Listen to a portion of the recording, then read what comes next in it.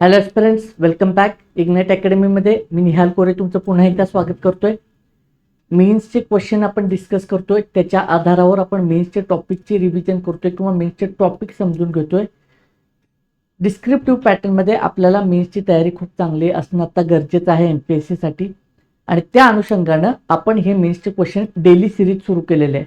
आपण GS2चे क्वेश्चन मागच्या वेळेस डिस्कस केला होता. कालचा जो क्वेश्चन होता तो GS2चा होता. आज आपण GS1चा क्वेश्चन डिस्कस करणार आहोत. क्वेश्चन बघूयात. क्वेश्चन काय आहे बघा. भारतीय राष्ट्रीय चळवळीतील मवाळ नेत्यांची भूमिका महत्त्वपूर्ण होती, चर्चा करा. Role of moderates in the Indian national movement was significant, discuss. 250 वर्ड्समध्ये हा क्वेश्चन आपल्याला याचा आन्सर लिहायचा आहे. ठीक आहे मित्रांनो, ही आपण सिरीज खूप महत्त्वाची आहे.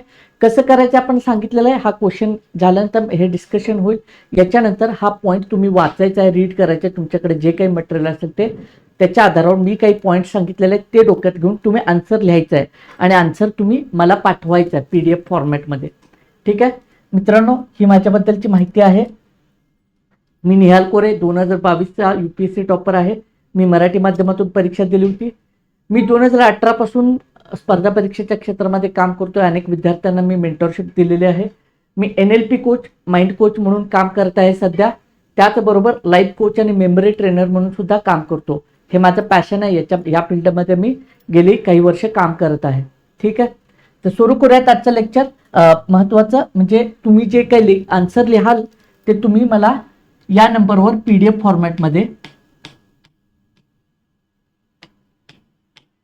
किंवा या मेल ॲड्रेसवर पाठवायचं आहे. लाईफ कोच 0 नंबर परत लिहितो.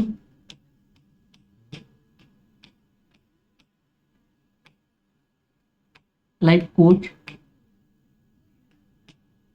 0118@gmail.com. ठीक आहे, ह्याच्यावर पाठवायचं आहे. काही विद्यार्थ्यांनी पाठवलेले आहेत आन्सर. तुम्ही नक्की पाठवा. जे पाठवतील त्यांची ही प्रोसेस मी सांगेन. म्हणजे आन्सर रायटिंगची एक जर्नी आहे, ती तुम्ही प्रोसेस आहे त्याच्यावर तुम्ही वर्क केलं पाहिजे. एका दिवसात आन्सर रायटिंग बिलकुल होणार नाही आहे. ठीक आहे, आत्तापासून सुरुवात केलं तर तुमचं खूप चांगल्या पद्धतीने इम्प्रूव्हमेंट तुम्हाला दिसून येईल. चला सुरू करूयात. ठीक आहे, क्वेश्चन समजला. परत बघा. Role of the moderates in the Indian national movement was significant. आता याच्यातून काय आहे, सिलेबस पॉईंट समजून घ्या. इंडियन नॅशनल मूवमेंट हा आपला सिलेबस पॉईंट आहे. त्याच्यामधला मॉडरेट्स आणि एक्स्ट्रीमिट हा टॉपिक आहे. त्या टॉपिकला आपल्याला इथं डील करायचं आहे. ठीक आहे, आता मॉडरेट्स वरताना तुम्ही एक्स्ट्रीमिट पण समजून घ्यायचं आहे. ठीक आहे, म्हणजे आज खूप चांगल्या पद्धतीने तुम्ही याचं आन्सर लिहू शकाल.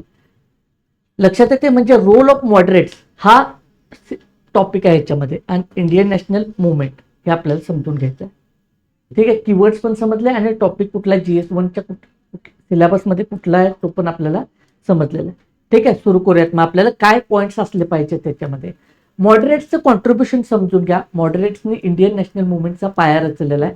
सुरुवातीच्या काळामध्ये त्यांनी ब्रिटिशांकडे वेगवेगळ्या विनंत्या करून, अर्ज देऊन, ठीक आहे, निवेदनं देऊन की आपल्याला जे रिफॉर्म्स पाहिजेत, भारतीयांसाठी जे काही सुधारणा पाहिजेत, कायदेमंडळाच्या माध्यमातून असतील किंवा आणखी काही सुधारणा असतील, ठीक आहे, तर त्या सुधारणांची मागणी ते ब्रिटिशांकडे करत राहिलेले. एका कॉन्स्टिट्युशनल वेने त्यांनी आपली मागणी ते नेहमी मांडत राहिलेले आहेत. तो काळ बघता त्या मागण्यात तशाच पद्धतीने मागणे योग्य होतं की नंतर नंतर काळ बदलला. एक्स्ट्रीमिस्टची वेगळ्या पद्धतीने मागणी राहिलेली आहे, कारण ब्रिटिशांनी फक्त ह्या मागण्यांना काय एक वेगळ्या पद्धतीने बघितलेलं आहे की त्या पद्धतीने प्रत्येक मागणी मान्य तर व्हायची नाही. म्हणून आपण तो नंतर जे आहे ते काळानुसार जे आहे ते स्ट्रॅटेजीज बदलत गेलेले आहे. पण तत्कालीन काळामध्ये, त्या सुरुवातीच्या काळामध्ये जे काय मागण्या होत्या किंवा ब्रिटिशांकडे जे काही आपल्या भारतीयांच्या ज्या मागण्या होत्या, सुधारणा होत्या, त्या ज्या पद्धतीने मागायच्या होत्या त्या काळानुरूप ज्या नेमस्त जे काय होते किंवा मवाळ जे होते नेते होते त्यांनी ते त्या पद्धतीने मागणी केलेली. काही मागण्यांना ऑब्व्हियसली यश येत होतं, काही मागण्या मान्य केल्या जायच्या नाहीत किंवा एखाद्या मागण्यांना अंशतः फलप्राप्ती व्हायची. अशा पद्धतीचं ते त्यावेळेचं स्वरूप राहिलेलं आहे. हे आपल्याला आपलं सर्वांना माहिती आहे. हे समजून घेऊन आपल्याला त्यांचा रोल कसा होता डेव्हलपमेंटमध्ये हे आपल्याला आन्सरमध्ये मांडायचं आहे. भारतीय राष्ट्रीय काँग्रेसची स्थापना आपल्याला माहिती आहे 1885 साली झाली, आणि ते प्रॉमिनंट लीडर्स कोण होते आपल्या सर्वांना माहिती आहे. ठीक आहे, हे आपल्याला समजून घ्यायचं आहे. आणि मवाळ टप्प्याचा शेवट जो आहे तो साधारण 1905 आपल्याला झालेलं दिसून होते की जहालवादाकडे थोडीशी वाटचाल झालेली दिसून येते. जहाल गटाचा जो काय प्रभाव आहे तो वाढलेला आहे किंवा उदय झालेला आहे, तिथपर्यंत हा नेमस्थानचा कालखंड राहिलेला आहे. मग आता नेमस्थानचं योगदान काय हे आपल्याला समजून घ्यायचं. मी जसं की सांगितलं की पिटिशन्स द्यायचे, ॲप्लिकेशन्स द्यायचे, कॉन्स्टिट्युशनल वेळे मागण्या करायच्या अशा पद्धतीने, किंवा लेजिस्लेटिव्ह काउन्सिलमध्ये मागण्या करायच्या. बघा तत्कालीन जे काय गोखले प्रॉमिनंट लीडर, आता आपण त्याच्याबद्दल लीडर्सवर बघूयात, तर त्यांची भाषणं जी आहेत बजेटवर वगैरे खूप प्रभावी भाषणं असायची. म्हणजे अभ्यास पूर्ण त्या मांडणी करायचे. ठीक आहे. दादाभाई नौरोजींचं कॉन्ट्रीब्युशन खूप आहे. डेव्हलप वेल्थ थेअरी त्यांनी मांडले. आर्थिक निस्सारणाचा सिद्धांत, ब्रिटिशांनी कसं आर्थिक शोषण केलेलं आहे हे त्यांनी मांडलेलं आहे. ठीक आहे. तर अशा पद्धतीचं ते कालखंड, अशा पद्धतीचं कॉन्ट्रीब्युशन राहिलेलं आहे. त्या काळामध्ये त्यांनी खूप भरीव कामगिरी आहे. यश मिळेल नाही, पण त्यांची कामगिरी जी आहे ती खूप भरीव राहिलेली आहे. याच्यावर आपल्याला म्हणजे ह्या पॉईंट्सनुसार आपल्याला आन्सर लिहायचं आहे. याच्यावर आपल्या आन्सर्समध्ये प्रकाश टाकायचा आहे. ठीक आहे. मवाळगडचा कालखंड आहे तो मॉडरेट फेज आपण म्हणतोय. तो सुरुवातीच्या काळात राष्ट्रीय चळवळीची त्यांनी पायाभरणी केलेली आहे. हे आपल्याला इंट्रोडक्शनमध्ये लिहायचं आहे. मवाळगड काय आहे, कसं आहे काय, ही तुम्ही ठीक आहे म्हणजे ह्याच्यामध्ये चार्टमध्ये म्हटलेलं ह्या पद्धतीने लिहायचं. आणि भारतीय काँग्रेसचा पाया जो आहे, फाउंडेशन जे आहे, तो निमस्त गटांनी केलेला आहे. ठीक आहे. मग आता लीडर्स कोण कोण होते आपण बघूयात. हे बघा, दादाभाई नौरोजी आहेत, गोपाळकृष्ण गोखले आहेत, सुरेंद्रनाथ बॅनर्जी आहेत, आणि इतरही लीडर्स आहेत. पण मी काही तुम्हाला दिलेले आहेत उल्लेख, एक्झाम्पल्स म्हणून दिलेले आहेत. म्हणजे एक्झाम्पल्स द्यायला पाहिजे आन्सरला, म्हणून मी आपण हे तुम्हाला सांगितलेलं उदाहरणात दिलेलं आहे. ठीक आहे. निमस्त कोण होते हे सांगायचं आहे डिटेल. आणि त्याच्यानंतर मुख्य पद्धत काय होती. आता आन्सरला आपण फ्लोमध्ये आलोय. मुख्य पद्धत त्यांच्या काय होत्या की बाबा काय करणार, ते संवैधानिक पद्धतीने ते अर्ज विनंत्या करायच्या, निवेदन द्यायचे. ठीक आहे. विनंत्या, अर्ज द्यायचे, निवेदन द्यायचे.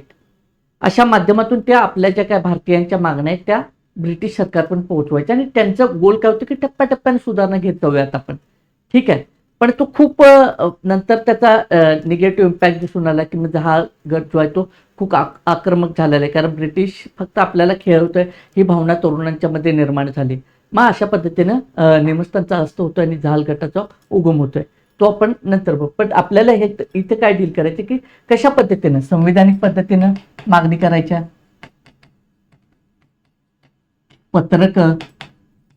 पत्रकांमध्ये पत्रकांद्वारे लोकजागृती करायची, विनंती अर्ज ब्रिटिशांना द्यायचे,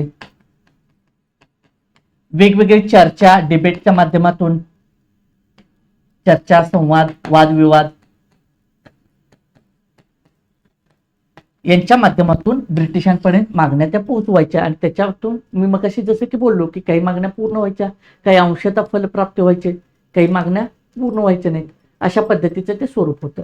ठीक आहे. पुढे आता ह्या फ्लोमध्ये जायचं आहे. मग त्यांचं सिग्निफिकंट कॉन्ट्रीब्युशन, आता मी काय सांगितलंय तुम्हाला आधी की क्वेश्चनची डिमांड अजिबात सोडायची नाही आपण.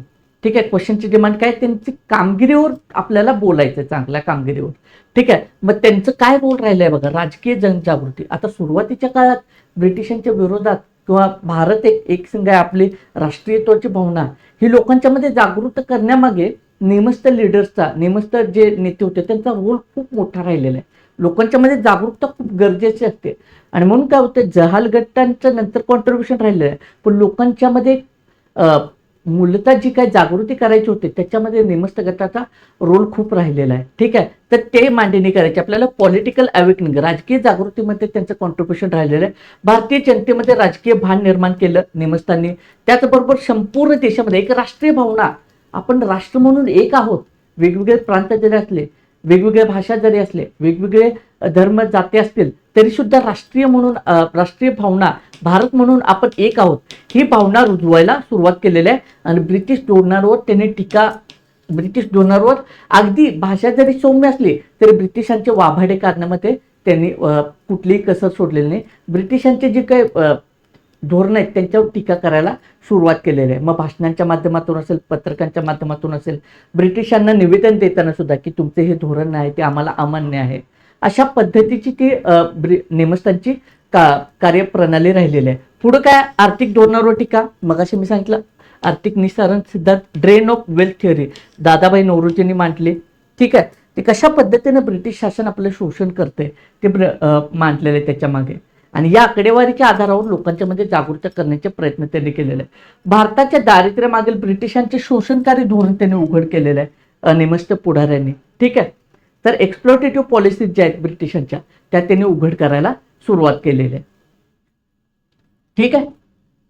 पुढे बघा मग काय संविधानिक सुधारणा कशा पद्धतीनं मेथड्स ऑफ रिफॉर्म्स काय होते बघा. राजकीय पद्धत त्यांनी काय अवलंबलेल्या आहे, शांततेच्या मार्गाने त्यांनी वाटचाल केलेली आहे. त्याच्या आधारावर त्यांनी सुधारणांच्या डिमांड करायला सुरुवात केलेली आहे. ठीक आहे. एक सजेशन देतो, हा जर तुम्हाला प्रॉपर टॉपिक व्यवस्थित समजून घ्यायचा असेल नॅशनल मुवमेंटचा म्हणजे मीन्सचे अँगल ना बरं का, तर तुम्ही YCMOUचं सेकंड इयरचं पुस्तक आहे, सेकंड इयर हिस्ट्रीचं, तर ते पुस्तक आधुनिक भारताचा इतिहास जो आहे ना तो जर वाचला तुम्हाला आन्सर रायटिंग चांगल्या आयडिया येऊन जाईल. ठीक आहे. चर्चा, वादविवाद आणि याचिका, ठीक आहे, याच्या आधारावर या पद्धतीने त्यांनी मागणी केलेली आहे. आणि त्यांचं ध्येय काय होतं, राष्ट्रीय एकात्मता साधण्यावर भर होता आणि टप्प्याटप्प्याने सुधारणा, हे लिहा, टप्प्याटप्प्याने सुधारणा.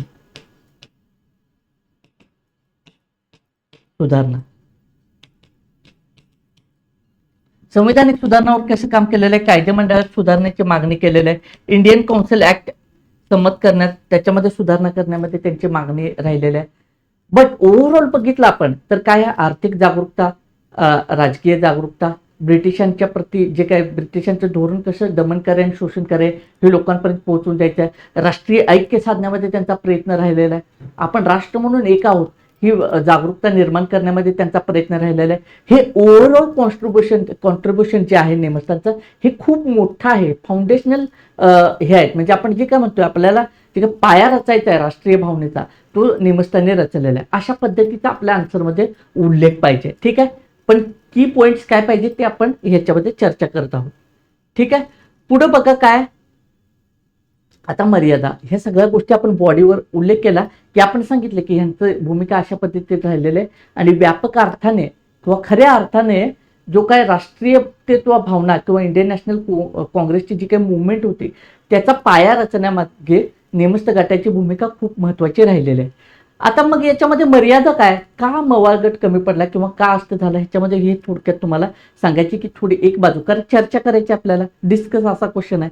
तर लोकसहभाग कमी राहिलेला आहे, इंटेलेक्च्युअल क्लासपर्यंत मर्यादित राहिला.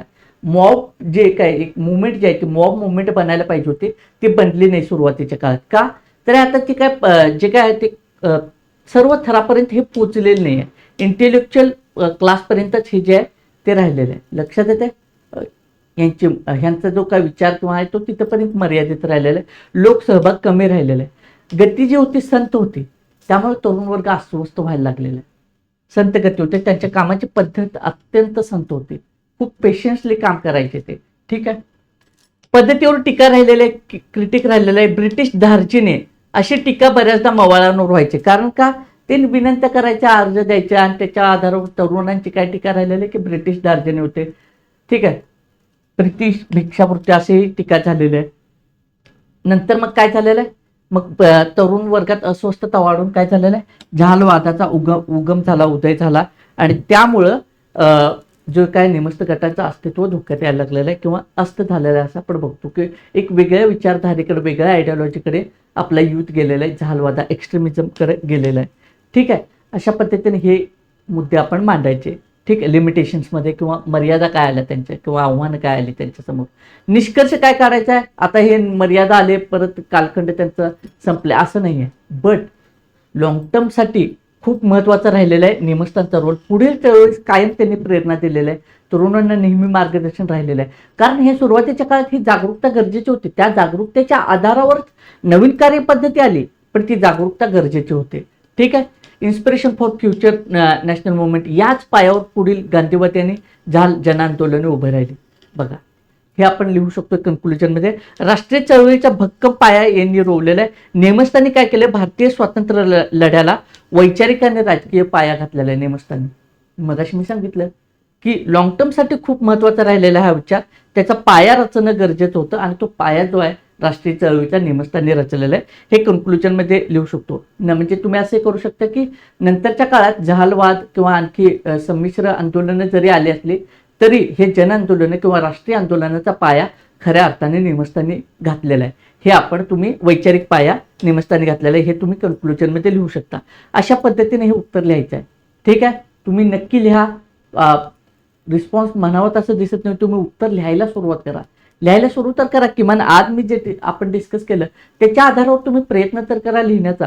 ठीक आहे, आता जे पॉईंट्स डिस्कस केले एकदम इझी इझी पॉईंट्स सांगितले. लिडर्सची नावं आणखी तुमच्या मी एक्झाम्पल म्हणून दिले, तुम्ही बाकीची नावं सुद्धा मेन्शन करू शकता आणि अशा पद्धतीने तुम्ही लिहायचं आहे.